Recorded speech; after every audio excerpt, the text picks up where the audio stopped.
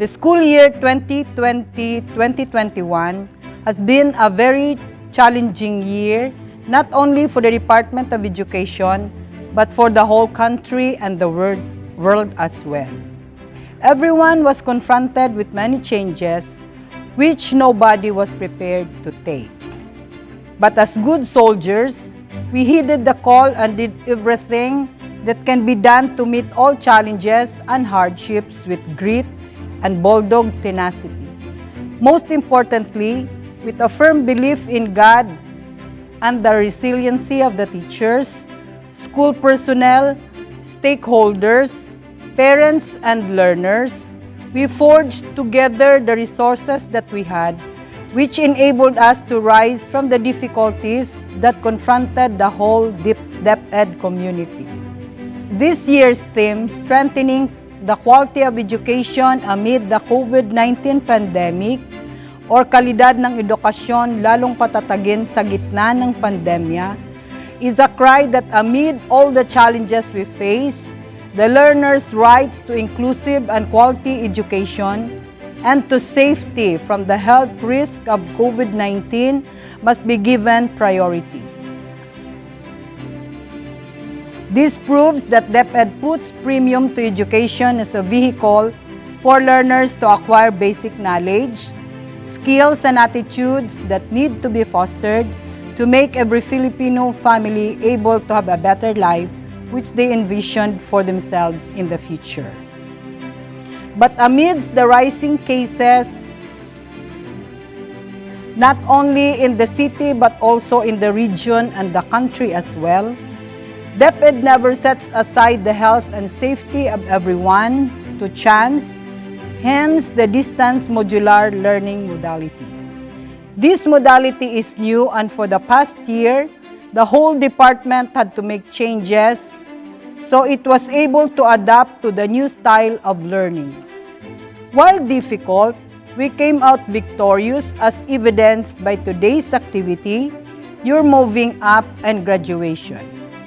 This method called for more patience, hard work, and perseverance, not only of our teachers but of DepEd officials and parents who instantly became the teachers at home and the learners who stayed in the confines of their homes and spent many hours in completing the tasks set for the quarter, either alone or with the help of other adults in the home and community. Learning without physical interaction is quite new and difficult, and everyone had to make major adjustments to this learning modality. DepEd forged partnership with everyone who was willing to extend a helping hand towards the fulfillment of the basic tasks that learners, teachers, and DepEd personnel were committed to do. Today, my dear students, you will be given either your certificate of completion for those who will move up to the next phase of your education, or your hardened diploma for elementary and senior high school graduates. As you hold this precious document in your hands, as an evidence that you did well, always think of the people who labored much, gave many extra miles, burnt their midnight candles, and done numerous tasks so that you will get the essential training you need to face life as it comes. Thank first your parents, guardians, grandparents, and relatives, for without them the fruition of this year's education will not be realized.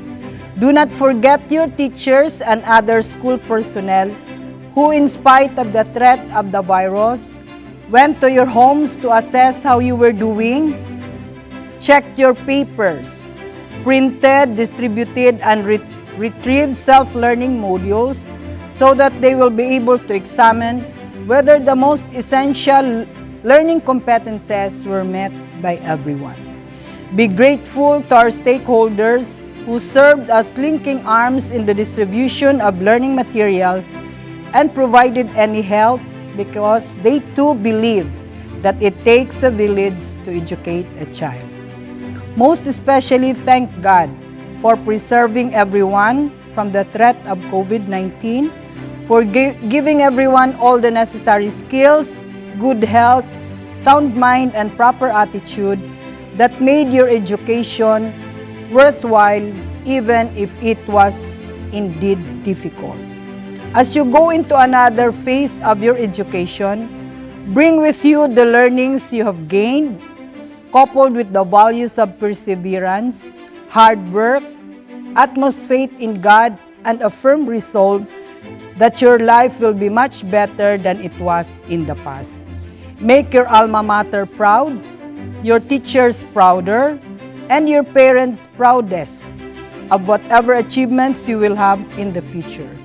Learning might be difficult since this pandemic still is with us, but accompany your struggles with daily devotions and prayer to God for provisions of all you need, because God has promised He will never leave us nor forsake us. My warmest congratulations to Batch 2021 for a job very well done. May your next journey be full of hope, dreams, and aspirations as you all strive to face another year full of challenges. Thank you and good luck.